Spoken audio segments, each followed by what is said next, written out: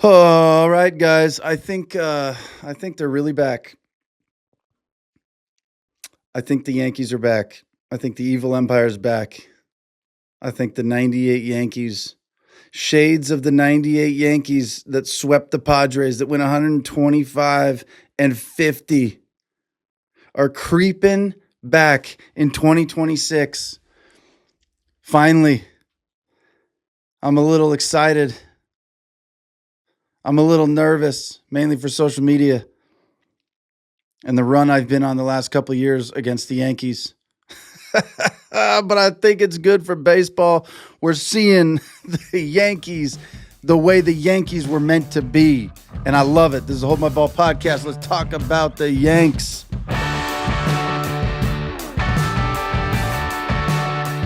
This is all I've been asking for. Everybody thinks I hate the Yankees, but this is all I've been asking for, is that the Yankees look like the Yankees instead of this new age BS, and they finally are just making decisions that say, what wins us the game today and moving forward? And they're doing it. They're doing it. They look like the Yankees of old. They're smashing everybody. It's like a friggin' hit derby with the best pitching staff right now in the league. And they look like the Yankees. They look like the best team in baseball, and it truthfully doesn't look close. And there's some other very good teams, but it doesn't look close. Oh, you'll have to you'll have to forgive me. I got a little sick, and then I got that like end of the sickness tickle in your throat. So if I start coughing a little bit here and there, don't worry about it. Don't worry about it. Let's take a look at the top teams and why I think the Yankees are the best team in baseball right now. The Yankees are 26-12 with the best run differential in all of baseball. 26-12 at 81, plus 81. If you don't know what that means if you add up all the scores of the games they've played for the other team and you add up all the Yankees scores, the runs they've scored in all their games, they have 81 more runs than their opposition throughout this season so far. The Braves are also 26-12, two teams tied for the best record in all of baseball. And the Braves do look very good. They are also at plus 79, so they're only 2 runs behind the Yankees. But for some reason, something about this Yankees team, it is they finally look like they just look like they're having fun for the first time in as long as I can remember. They look like they're having fun, and I mean that in a good way. Like, credit to Boone. Maybe there was a 10-year process here, or 7 years or 6 years, however long he's been here. Maybe he had him on a 7-year plan. I don't know. How long has Boone been there? Do we know? Let me see. But hey, listen, credit to him for whatever, doing what they're doing right now. Aaron Boone, Yankee manager. Let's see. Became the Yankees manager in 2018. So this is his 6th year. So he's been there, his 8th year. So he's been there 7, technically. Is that what this is? 7 of his 8 seasons. So maybe this is number 9. I don't know. Whatever. Who cares? And maybe he had a plan all along, and this is it. Or maybe he's here's what I suspect. Because I thought this with Dave Roberts. The Dodgers were very analytical, and Dave was known as literally like the worst manager in the playoffs when it comes to managing the bullpen and pitchers and all that stuff. Underperforming with a good team, yada, yada, yada. I think when Dave won in 2024, the first one, well, COVID, yeah, but everybody, the Mickey Mouse ring, yeah, whatever. I think Dave got to 2024 with just nothing but a bullpen. Everybody was hurt. Every pitcher he had was hurt. And he rode through an entire playoff and World Series on a bullpen and just doing whatever he wanted. I think he looked at it and said, I'm the manager of the Dodgers. And if we do not win a World Series right here, right now, I'm probably not going to be the manager of the Dodgers anymore. I truly believe that's what happened. And he said, if I'm going to go out, I'm just going to do it my way. So he rolls a Brent Honeywell out there for 50 pitches in an inning. He rolls all these different guys out and just not like, forget about the pitch counts, forget about this, forget about that, whatever it takes to win. Forget about matchups. I'm going with the guys that I either think in my gut are the right guys, whatever it is. And they end up going on a pretty unbelievable run, to be honest. That was the year that they were down, I think, 2-1 against the Padres in a 5-game series. And then they just shut them out for 24 straight innings. The bullpen, Will Smith called one beautiful pitch after another. The dogs in the pen executed one pitch after another. And then they just kept doing it until they won the World Series. That was the year they beat the Yankees. The Yankees sucked that year. They were horrible. It was not a good baseball team.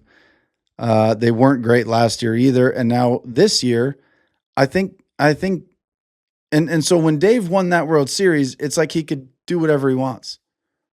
All right, you got the keys to the city now. I think he signed the biggest contract in manager baseball history after that year. And then last year he did the same thing. He rolled 4 Cy Young level starters out in a Game 7, all 4. Imagine having to go back and be like, yeah, no, we played the Dodgers in Game 7 and we saw we had to face Yamamoto, Snell, Glasnow, and Ohtani. And they're like, oh, through the series? And you're like, no, in one game. That's insane. So I think Dave is now just in Dodger manager. It's your spot till you don't want it anymore. I think he's reached that level, but it is LA and it is the Dodgers and a couple bad years and he could be, see you later. But I think Boone, I just feel like Boone might be in the same spot. If he's truly writing lineups and really doing everything, if he really is, then I think he looked at it and went, I am going to get fired if I don't actually start winning. And I got to stop. Give me this guy. Keep Volpe down there. Give me them. Send Heel down. Give me this guy. I think he said, do whatever it takes to win and stop these allegiances to certain players and whatever we're doing. Get them all out of here. Get the guys in, and let's see what happens. Brought Dominguez up. Dominguez today runs into the wall. First at bat of the game, I'm pretty positive. Insert Spencer Jones, which to me, I think is long overdue. I shouldn't say long. I think it's overdue. I think he should have already got his feet wet. I think he could be such an impactful player for the Yankees in that little stadium. He's a guy that lifts the baseball with incredible power. He's going to hit some majestic bombs in New York. Majestic. And I just hope, I really hope that he's this young, youthful spark of speed, power. He's got a cannon in the outfield.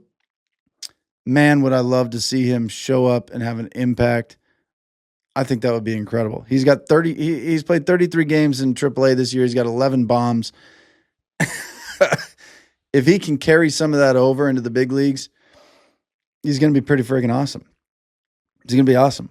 What's up, guys? We're taking a quick break in the action. I want to give a quick shout out to our partners over at Caesars Sportsbook. Caesars currently has an exciting new customer offer.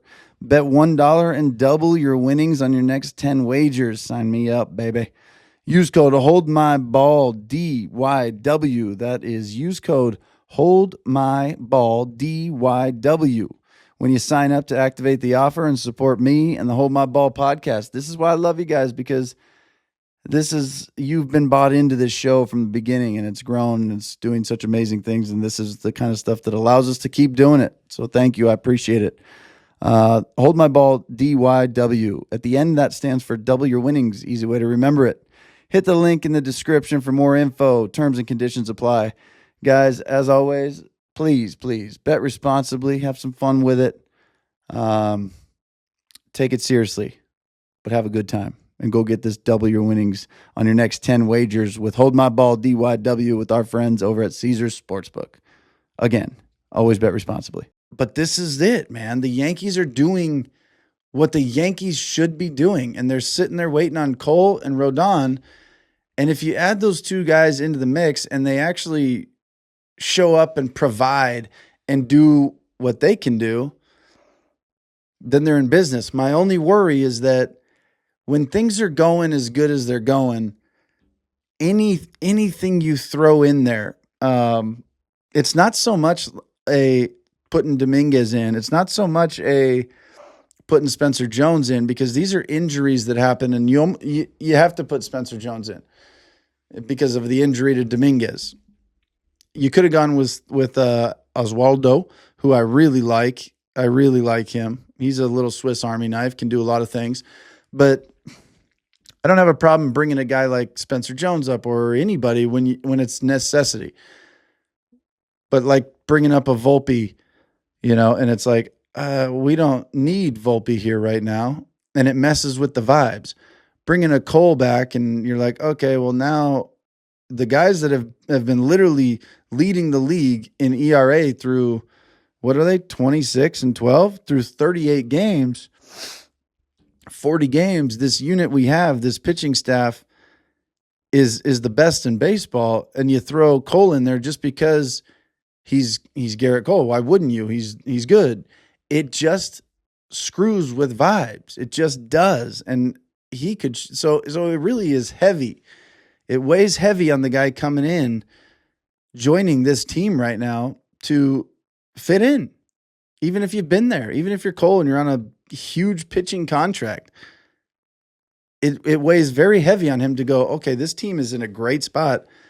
I got to perform. I got to act a certain way. And I don't know what he's like in the clubhouse. I have no idea. But he's going to have to fit in. Rodon, same thing. Like, you get there, hey, you guys are vibing. I'm just showing up, trying to add to it. That's all I'm trying to do. And it'll be very interesting to see what happens. I will say this. I do not think that Volpe is ever going to be anything for the Yankees. I think he's going to get traded sooner than later. I think I talked to Xavier Scruggs a lot about this a couple days ago. Great podcast. Go back a few and listen to it. He is the man. But he talked about how the Yankees kind of screwed Volpe a little bit on the development side, and they rushed him to the big leagues. And it's like, I think he's right. I think that he is right. And I kind of brought up the point that I think the Yankees needed him and were hoping that he would be the guy because of how down they were. They were not the Yankees for several years. And then they had him, and he was supposed to be the next Derek Jeter or whatever, fill his shoes. And he just didn't. He didn't for 3 straight years. And he got injured. Now he's down there, and he's not coming up yet. And I don't see any future in pinstripes for him. If he's going to be in the league for a while, I just don't see it being in New York. I can't see it being in New York. That's a tough hill to climb when you start the way he did in New York. Negative. The fans don't want him there. It sucks to say. I feel for the guy, but I think that's the reality, is that New York doesn't want Volpe anywhere near their team. I don't think so. I've seen him. He had a little base running blunder in AAA the other day. He had a ground ball that he took a knee on, routine ground ball right through his legs. He took a knee for some reason. He just doesn't strike me as a guy who's having any fun right now and just wants to get the hell out of New York. That's what I think. But are the Yankees the real deal? Yes. And when we look at the other top teams, record-wise and run differential, the Yankees are 26 and 12, 81, plus 81. The Braves are 26 and 12, plus 79. These two teams are obviously almost identical. I believe more in the Yankees. The Braves I think they're good. I'm just not as sold on them as I am the Yankees, because the Yankees are doing it with a couple extra pieces coming in and out, like guys that weren't there to begin with, and now, okay, let's plug him in, and they do well, and they're putting this team where it needs to be. That to me means you have options. You have a little depth, and when you have a little bit of depth, and you can spend the season finding out who's who and what they bring to the table, it puts you in a really good spot come the end of the year and playoffs roll around. You got all these guys that you've seen all year long, and you go, I know what he can do if we need him. I know what he can do if we need him. And then you can build your playoff roster accordingly. A guy like Will Klein for the Dodgers last year. Did anybody see him going 4 innings or whatever he did in relief? No, but he was there for a reason. The Dodgers had time throughout the regular season to find out exactly what he was about, put him in a few games here and there, and go, all right, cool. We know what you are. I don't think he was on the roster until the World Series or something. So that's what I think the Yankees have right now. They have the freedom to test the waters on certain players, and if those players work out, and at the very least they know what they bring to the table, it gives them options in the playoffs. I don't know what the Braves look like from a depth standpoint. I haven't paid enough attention, but they are 26-12 at plus 79 run differential. The Braves are a very good baseball team. The Dodgers are the only other team really in that ballpark. They're 23-14, but they have a plus 77 run differential. And this team they're worth talking about for entertainment reasons, like the Dalton Rushings of the world, and Mookie's coming back soon, and Glass now has an injury. This sucks. They're not worth talking about until the last 3 weeks of the season. And I don't say not worth talking about in a sense of like, we're not going to talk about them. Who cares? They're not worth wondering about, I should say. There's no reason to wonder about the Dodgers. They're unhealthy, incredibly unhealthy. Half their team's on the IL. I saw this the other day. They played the Marlins. And the Marlins rolled a starting lineup out there that had a total salary of, I think, $7 million. $7 million. A total salary. So your starting lineup that you rolled out there. Tyler Glasnow was pitching to a lineup that he was making, I think, 5 times more than. Where's Glasnow at? 30-something mil probably? 30 mil a year? Let's call it 30. Let's just call it 35 for fun. He's one guy on the Dodgers is sitting out there on the mound making 5 times all 9 hitters combined that he's about to face. And they lost. That's baseball. So the Dodgers, I shouldn't say not worth talking about. They're very entertaining. They're very interesting. They're my favorite team. They're exciting. But they're not worth wondering about. That's what I will say. Padres, 22-15. They're a game behind the Dodgers. They have a plus 6 run differential. I said this with both these teams. Here you go. Padres, 22-15 with a 6 run differential. The Rays are 25-12, second best record in the league. Plus 19, though.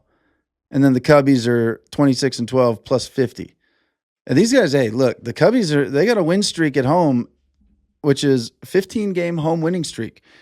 That is 3 shy of the 18-game win streak at home set in 1935. So they're coming up on a 91-year record. If they can pull off 3 or 4 more, this is another team I look at a lot like the Braves. There's a lot of magic here, and I don't really like magic for a team unless it's the playoffs. If it's the playoffs and you can be magical for 5-6 weeks, whatever it is, great. Sign me up. Give me the magical team over the talented team any day of the week in the playoffs. But when you're relying on the magic this early in the regular season, I don't think that plays. I don't want that team. I don't want to have to rely on that team to win it all. And it's not all magic. The Cubs are good. But I don't see a World Series team in the Cubs right now. I just don't. PCA hasn't got going offensively. If he does, obviously that's a huge piece. But I just don't see it in this Cubs team for whatever reason. Maybe I'm wrong. I don't think I am. I don't see it in the Rays either. I would love to. I don't see it in the Brewers. I just don't.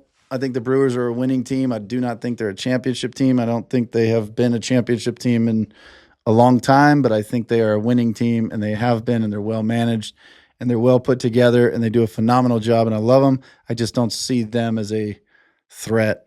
I really don't. And when I say threat, I'm talking like NLCS and on. When I think about a team that's a threat, I think about that. I think about that point in the season. Braves, threat. They're a threat to the Dodgers. That's what I think. And that's it. Same with the Padres. 22-15 with a +6 run differential. That's not sustainable. That to me isn't a dangerous team. That's not a threat. Any team can be a threat, obviously, in a 3-game series, a 5-game series, a 7-game series, of course. But I don't see the Padres right now with the way they're playing and the way they're scraping by and the way how many of these games they're 7 games above 500 +6 run differential. You've won 22 games and your run differential is 6. It's just not, that doesn't say you're dominating. It's not the 81 that the Yankees have or the 79 and 77 that the Braves and Dodgers have. When they're winning, they're showing the ability to dominate opponents. And these aren't just one-off, oh, we won 17-1 today. Add on the 16. And even if they are, you need multiple games like that. This is averaging 7-run wins. This is averaging 5-4. This isn't averaging walk-offs every other day in a 3-1 game. And we won 5-4 again. We won 7-6 again. That's not what this is. The Yanks, the Braves, the Dodgers, those are the only 3 teams right now that I look at and go, these guys all have a shot. And I'm telling you right now, the Yankees they look like the favorite. It's hard to say till the Dodgers get healthy. And then lastly, imagine if the Yankees, what I don't understand is Munetaka Murakami. Why this guy ended up with the White Sox on a small deal is beyond me. People were worried about his high strikeout rate. He can't hit a fastball. They knew he is exactly what he was advertised as. Exactly what he was advertised as. He's doing exactly what was advertised, which is he's like the record holder in home runs or something. I don't know what the deal is over there in the KBO or whatever league he came from. He's known for hammering home runs. And people were concerned he's going to strike out a lot. Guess what? He's doing both.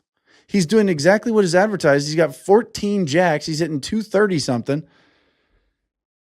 And everybody was right. And why is he on the White Sox instead of... Why didn't the Yankees take him to go play first base? Instead, they got Goldschmidt. And what's Murakami's contract with the White Sox? I tell you what it is. It's affordable. I'll tell you that much. Munetaka Murakami contract. 2 years, $34 million.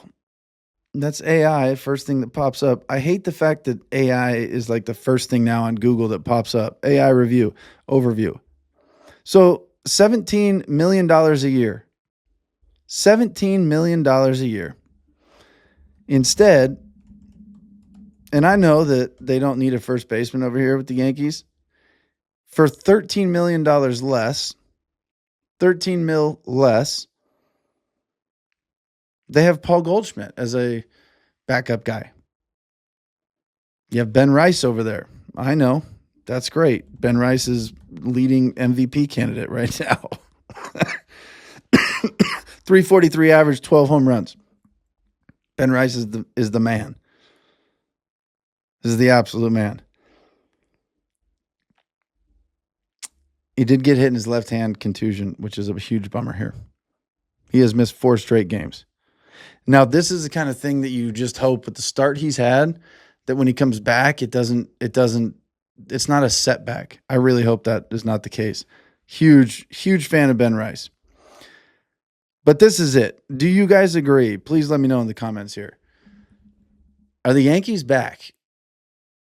I think the answer is yes. And I think they're back from a standpoint of they're doing things the right way, the Yankee way. They have the money. They have spent the money already. Now, do whatever it takes to win. Do whatever is best for the New York Yankees, not some front office guys or not your buddy Boone's buddy with this guy. So we're going to do that. Hey, Boone, we're going to give you this guy now. Volpe's going to be your starting shortstop. Stick with him. Got to hang with him. Yeah, but he's not doing the job. He's costing us. Doesn't matter. He's our guy. Stick with him. No. We're going to stick with the guys that win us the ball games. And I like it. I think the evil empire is back. Now, the evil empire won a lot of World Series. So we can't say they're back. The evil empire way is back. The winning is to be determined. But I like what I see. Do you guys? I think the Yankees being good is good for baseball. I think the Yankees sucking is fun for baseball fans. Mainly to just see the fans squirm and be pissed and be angry. But the Yankees being good is that's baseball. That's baseball. And that's what it is. That's my take. I'm sticking to it. I love you guys so much for being here. If you're still here and you've been hanging around this whole time, listen to me ramble around. You're driving to work. You're hanging out. You know, somebody told me in the comments, I appreciate you not cussing. I listened to this with my 10-year-old, and I appreciate that. And I thought, man, what a cool thing. Just like what a cool thing. I love this. I love doing this. And here's the thing. I'm going to be perfectly honest with you guys. I don't sit here and think, what will they like to hear about? What would they like to hear me say? What do they want me to talk about? I don't care. And I mean this in a good way. I want you guys to just get a genuine version of me. And if you like it, cool, you'll stick around. If you don't like it, you're out. And I don't need those people anyways, because the best product I'm going to be able to give you is a product that I enjoy creating. So I really just look at topics, look at things, watch a play that gets on my mind, and then I go talk about it on here for 15 minutes and see you later. So I do appreciate you guys being here listening. It is just me doing what I like to do. And to have people listen along and come along for the journey is pretty amazing. So thank you guys. Thanks for being here. I am on my way out the door now. This is it. I'm going to wrap this one up. I do want to thank our guests. We already got our guests. I didn't have no guests today. I want to thank a sponsor in Slab Dynasty. Guys, this is I guess an ad, right? This is a sponsor of ours, but listen to me and trust me when I tell you, give them a shot. I think Ball or Cranked, use that as a code when you go to buy your first pack, and it'll give you some money off. But just go rip one pack and have some fun with it. And tell me what you think. I don't benefit any further from you doing this. I have partnered with these guys. I'm already there. It already is what it is. I just truly believe in this, and I think you guys would really enjoy the community that it is. You go on there, you buy a pack of cards, and it's one card.